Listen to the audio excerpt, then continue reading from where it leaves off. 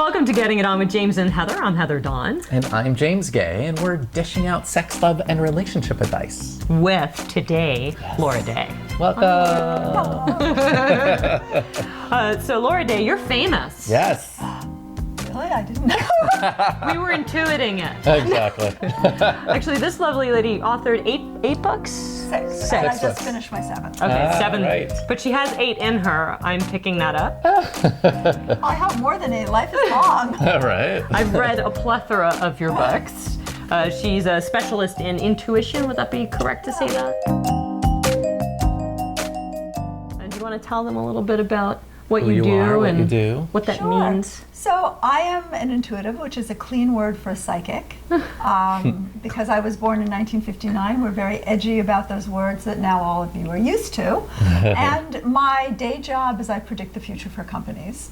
I'm also an author of 6 books on intuition, just finished my 7th.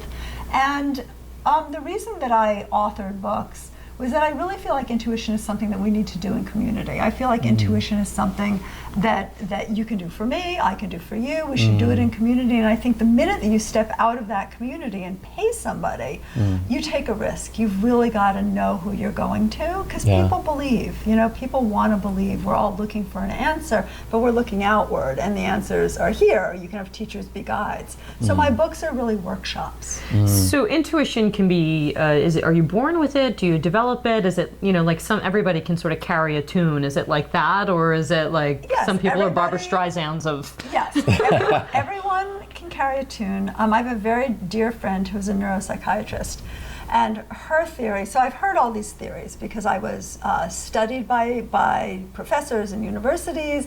Of course, everyone wants to study a weird brain that you can prove works. Weird brain. Yeah, once there was some proof that I could do all these odd things, people wanted to study me. And this is back in the 70s when this was very new and kind of the new age hadn't happened yet. And so the theory that I believe to be true is that actually our brains are limiting organs in a positive way.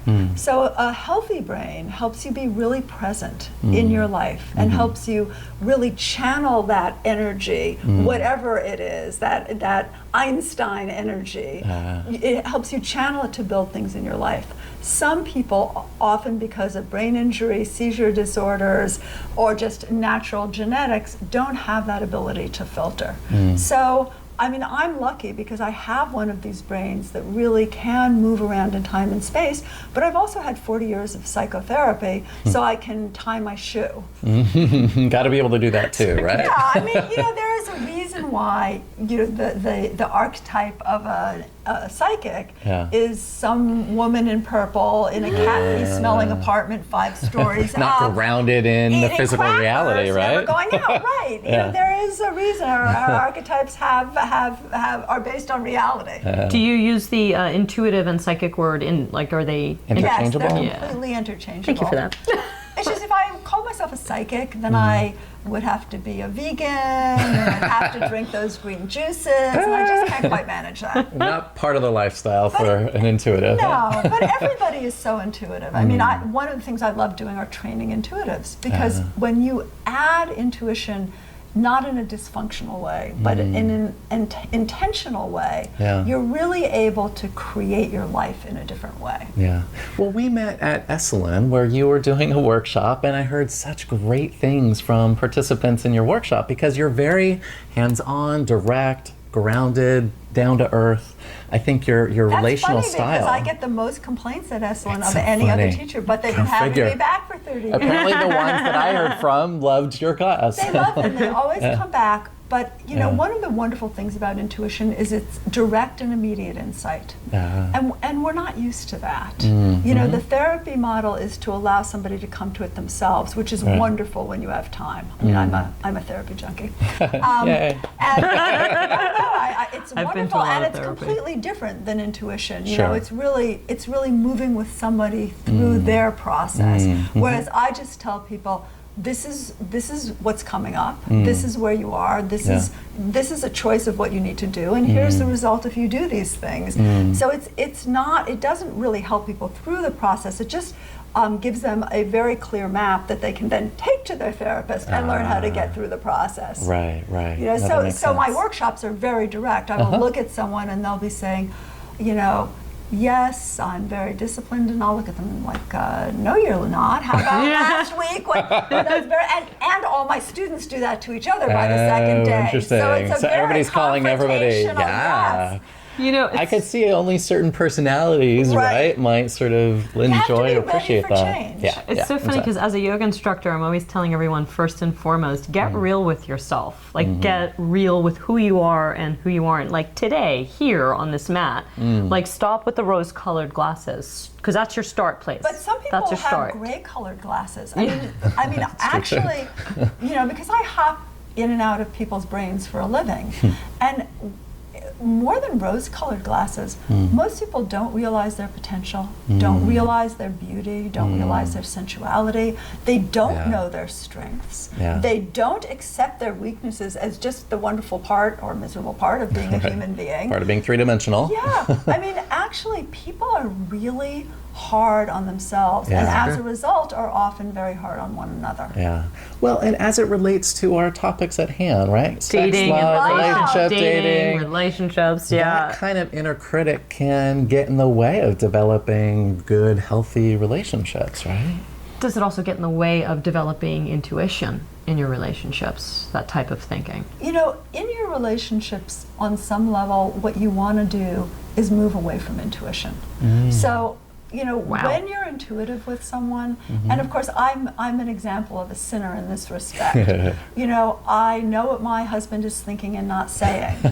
I know what my son is doing and not telling me, unless I've decided to blind myself, unless it's too upsetting, which I've had a few of those.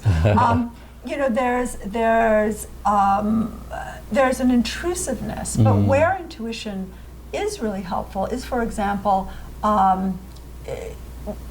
first of all, is knowing the difficulties that will come up and addressing them ahead of time, for example. So not intruding on another person, but looking at the structure of a relationship and saying, okay, here are the hot buttons, and instead of getting worried or terrified or angry, let me use my intuition to do what I can do now. But it's also wonderful for meeting people. Because a very simple exercise is before you go out, just, you know, take a breath, don't relax, don't go zen, because you're intuitive all the time, there's no intuitive state. Take a breath and notice who you might meet, who would be wonderful, and then take some notes. Because it helps you target what's there. This is before you've gone out. Before you've gone out. It helps you target what's there that you otherwise might miss. The other thing in interactions is what I call body heat telepathy. So I like the name. Yeah, so it's telepathy is really kind of sending and receiving messages. Not kind of, it is. Body heat telepathy is if I saw you or you and said, okay, what makes this person feel great? And then I'd get all of these senses and impressions. People expect intuition to be a ticker tape printout, but no, maybe I would shift to the funkier part of my personality, the tiny funky part. Or maybe I would shift to the more intellectual part. But what body telepathy allows you to do is, first of all, see what will motivate this person to say yes, but it also helps you to discover stuff in you, like, wow, I really am an intellectual, even though I never read the newspaper. And here's what I'd like to speak about, this new movement in X, Y, or Z. And so you send the sense, before you open your mouth, you become the person who you sense the other person would respond to, who you really are. But of course, we're a million different people, right? It evokes that part in you that is mirrored in the other. And then you send it to them, and chances are you won't have to walk up to them, they'll walk up to you. It's one of the things I love that is a part of every one of my books, is every one of my books say, do this and look for this response. Because I always say to my students, the only difference between psychic and psychotic is that your information is right. So it's wonderful to do an exercise. How to Rule the World from Your Couch is really an intuitive textbook, and it says do this and look for this. Do a telepathy exercise to have someone call you, and then notice if they call. It sounds like the scientific method. It is You a sort of like scientific experiment, look for proof, put out a hypothesis, right? I went to a nerd high school in New York called Stuyvesant. That's all math and science. They thought, writing and the arts, you don't need to write. They'll make that outmoded one day. To the woman who won't use a Kindle. Oh, gosh. But it is. I mean, proof-based. I love belief. Belief is a wonderful thing. But if I have to jump out of the balcony that's over there, even if I believe I can fly, I really want one of those fire person trampolines under just me. in case. Just in case. You want your proofs. Belief is a luxury. It's a wonderful luxury. You made a statement where you said we're in an intuitive state all the time, that you don't have to turn it on or something. You just said it, and you said it substantially better than I just did. So I have a question for you. Who do you think is more intuitive? A Zen monk who sits on a mountaintop and follows his or her breath, or an ER nurse? Well, probably the ER nurse. They're in a state of sympathetic arousal all the time. They would be. They need to respond constantly. Intuition is a survival skill. So if you need, intuition is often taught in this froofy way, where you take a breath, you put white light around you, you take out your crystal, you chant, I do a little of the woo-woo stuff. Your intuition, first of all, if you need to get into a state to be intuitive, it's not going to be there when you need it. Because when you need intuition are for those quick decisions or those predictive decisions that you have to move, that you almost don't even have time to hear. You see it being more primal. Oh, absolutely. Well, it's not that it's primal. It's that if you have to get into a state to do something, that's an extra step. And one of the things that psychology is finding is that the more extra steps, the more chance for failure. Wow. And so when you train yourself to have to get into a state, your intuition is no longer going to be accessible to you. When you go out in the dating world and you meet someone and there's someone amazing that's talking to them, but you want them to notice you, and you're feeling all your bad stuff and you need that flash to turn on a dime, that's when you need your intuition. That's how you need to train it. Well, it sounds instinctual in a way, where you're being present, you're accessing instincts. Okay. Instincts are like blood sugar. Instincts are things, kind of mindless responses that make you act in a certain way. Right. I'm all about training out of instincts. I mean, we'd be raping and pillaging if we were all acting on our instincts. No, it's one of the things that intuition training gives you. So learning how to do little exercises like body heat telepathy is it gives you a way to say, okay, my instinct is I want to go over, I want this person to notice me. My intuition, when I do, and intuition is a big umbrella, when I shift into my intuition, when I ask myself a question, when I give myself a target, my intuition is to move out of his sight or her sight, to move out of, we're also gender neutral, to move to move out for a moment, even if that feels a little, even if my instincts say, no, go toward this person, or my intuition says, to walk up and say hello and admire this person's shoes, or it's listening to that very clear detached voice, the voice detached, and I say voice, it might be a vision, it might be a feeling, but detached from instinct. So it's not coming from like a longing necessarily, it's coming from sort of being present with what feels right to you in that situation? It's coming from having a goal. Okay. And it's coming from having an objective. And it's also allowing you to be, because I think a lot of people mess themselves up because they say, okay, I want this. I want to get married. I want a fireman. I want someone who adores me. I want someone tall. And one of the great things about intuition is you'll be going for what you want because you're patterned that way, or your instincts are leading you that way, or that's what you think you should have, or you've been taught you should have.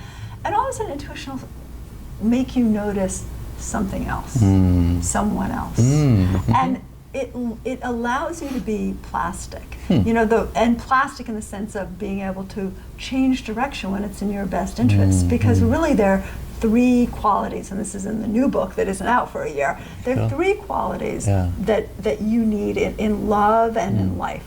You need strength. So you need to be able to have the cojones to walk up to someone if that's what you need to do. Right. You need resilience because you're going to get smacked down in life. So you need to be able to get back up again and go on your merry way. And you need flexibility. And intuition gives you flexibility. Intuition gives you the ability to have made a mistake and then recoup. There's another thing in intuition that's wonderful called mediumship. Now, people think of mediumship as taking in a spirit. Right. That's not what it is. It's actually a perspective. So mediumship is when, instead of having a target or a question or a goal, you become what it is you want. So, for example, if I want to know how someone I love is doing, I become them. Just for a moment, not to be intrusive, but just to know kind of when I become them, it's how am I? What do I need? Right. Where am I? What do I Deep want? empathy, huh? It's not empathy. You are actually the person. Oh, interesting. You are actually the person. We've done those exercises in your workshop. So I've been in hence the those mediumship workshops. where you're really... Well, it's interesting because Yeah. that's your definition on it, but my experience with mediumship has been a little bit different. Like, for example, when I've gone, it's just, I'm watching, a medium at the head of a room being like, oh, like, who's John? And car accident, head was severed, police officer, and you see one woman go, ah, and she's just like, yeah, he's here with you. To me, that's what mediumship I wouldn't is. call that mediumship. I would that was my call question. I would simply call that intuition, because Interesting. mediumship is actually when you become John, and you say, where's my head? Yeah. Gee, it was on me a moment ago. You become it. I think that there are a lot of Fascinating. misnomers. People take mediumship to be speaking to the other side or the dead. But really, any intuitive, there's no such thing as like a financial intuitive or a medical intuitive or a medium. It's all intuition. It's all our ability to extend our perceptions in a way that it was once thought impossible, that it has no time, has no space, where in a sense all time is now and you can move through it.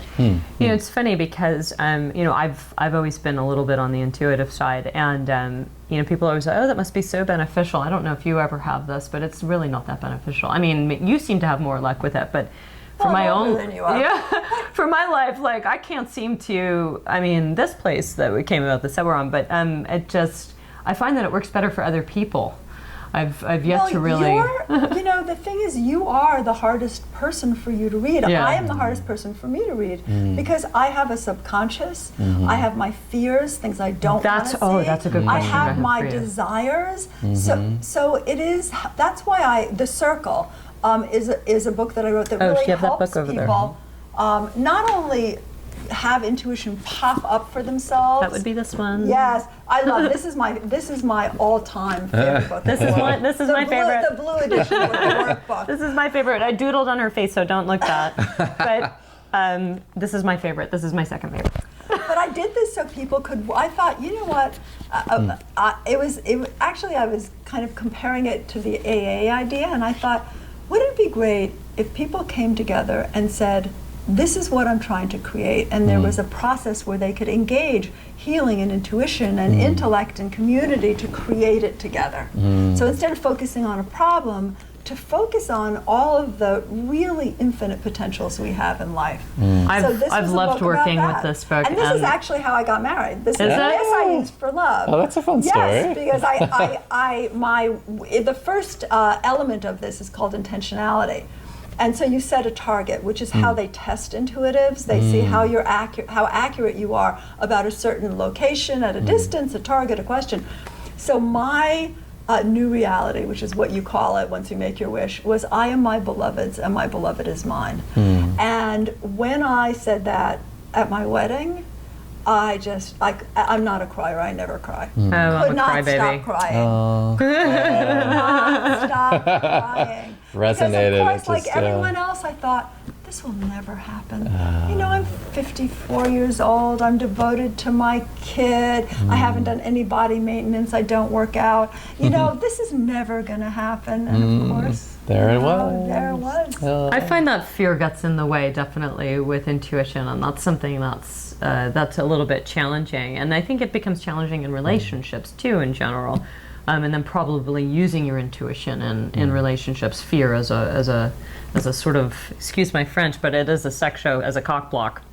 Well, right? I imagine it can be sort of like, is it fear or is it intuition, or it can be hard to decipher sometimes. Even if it is intuition, Okay. like even if your intuition is that there's going to be a crisis in your relationship and he's gonna or she's gonna like someone else, blah, blah, blah, you can work on that in the moment. You know, what really impacts me so much when I do workshops is how much people want prediction. Now, prediction is only good if you employ your power to change it. If you don't like the prediction. Right. I mean, we are creating our futures. We're not doing it the amount we should be, which is why I like teaching intuition. But the other thing is, one of the things that is wonderful in a relationship or a marriage or a friendship is to have common targets. So I always say to people, do the circle together. Because when you have common goals, then you're getting the same information about the same thing and you're doing it together. Oh, nice. I like that. It's so funny. I've had some tumultuous. They're not horrible. Last relationship was horrible, but for the most part, I just sort of get into long-term, lovely relationships, but they don't always hit my target, to use your words. The last one that I was in, I always like to check in with an intuitive or two. It's something I've been doing since I'm 18 years old, because I know I can get sort of carried away and ungrounded, and I have a hard time keeping and I'm very logical, but I have a hard time keeping my head on in relationships. And so many times, each one of these intuitives was like, run away, walk away, this isn't, he's lying, he's this, he's that. And I kept saying, no, I'm going to change this, I'm going to change this. And it ultimately went into probably the worst pile of shit I've experienced. And I tried so hard to avoid it. And yet even I instinctually knew that this was just not going to happen. And it was interesting because I walked away from my last relationship more beaten up than I ever had in my entire life, because I felt like suddenly I didn't know who I was. I didn't trust myself. Well, that happens in relationships, because part of what happens in relationships and in separations is, in relationship you do in many ways become one person, and even your brain waves synchronize, and they've shown that even at a distance there's a synchronicity for a long time after. But the problem with relationships, the thing to really be aware of in relationship, and the reason why being open, that plasticity is so important, is that you pick people because of your patterns and your history. Correct. Yeah. So I asked my two dearest female friends who had had long marriages, I said to them, please, you choose for me. I'm not going to date anybody. I choose myself, or who chooses me. You choose for me. Any man you've known for 10 years who was nice, because at my age they all have ex-wives who was nice to their ex-wives and good to their children, I would like to meet. Yeah. And they introduced me at these two people, and one of them introduced me to some very nice men, and that's how I met my husband. And that's great. How initially, beautiful. I wasn't interested, Yeah. which is why I had the 3-date rule. Initially, he was, nice, he was normal, he was, And you were bored to death. smart, and I was there was nothing that pulled my Not guts that out. juice from the I didn't unconscious, have- the mercy of your unconscious acting out again or But something. by the third date, I'm lucky he was aggressive. He took me in his arms, Oh, great. and I was like, oh my God. And then biology takes over. All right, hello. But it's really, it's really important to realize that you pick your history, which is why it's important to have trusted friends who don't have a pony in the race. Right. Yeah. Family often has a pony in the race. Yeah. To say, how do you feel? But what's the best? I realized in my last relationship, I was not healthy. I wasn't. I had a great career. My career was beginning to not be important. I had lost touch with my friends. I began to be isolated. I wasn't making good decisions in my life. My dreams weren't good. you know, the greatest sign aren't the intuitive signs. It's what's actually going on in your life. Right. How are you actually feeling day to day? Yeah. How are you functioning? Right. You know, because if you look at those things, it Lots will of tell you signs. how healthy your relationship is. Sure. Makes perfect sense. Yeah, yeah. So if you had a piece of advice that you wanted to leave people who are either dating or in a relationship, and you know the best use for intuition, what would you say to them? First of all, don't worry so much if the other person is having a good time. Ooh, that's a good You know, one. ask yourself, are you having a good time? Also, be clear not just what you're looking for, but what you're looking to give. Because that will set your telepathy up to find a partner. People often know what they want from a partner, but they Right. don't know what they want to give. And it's often what you're required to give that makes a relationship impossible. And the other thing is to really invest in the moment in your own pleasure.